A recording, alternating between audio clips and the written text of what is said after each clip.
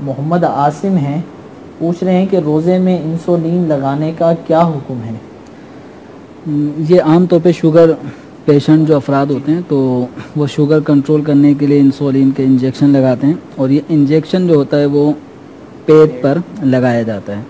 तो उसकी जो यानी जो सुई है तो वो ज़्यादा लंबी नहीं होती, बिल्कुल मामूली सी होती है, छोटी सी होती है। तो वो इतनी नहीं होती कि अगर वो कोई पेट में इंजेक्शन लगाता है तो वो मैदे में इंजेक्ट हो और मैदे के अंदर दवा पहुँचे। तो इसलिए रोज़े की हालत में ये इंसुलिन के इंजेक्शन लगवा सकते हैं, इससे रोज़ा नहीं टूटता। चाहे इंसुलिन का पेट का में लगने वाला इंजेक्शन हो या इसके अलावा नज़ले बुखार ज़ुकाम या दीगर अमराज की वजह से अगर इंजेक्शन लगाए जाते हैं तो इंजेक्शन चाहे गोश्त में लगे या रगों में, नस में लगे, तो इनसे रोज़े पे कोई असर नहीं पड़ता।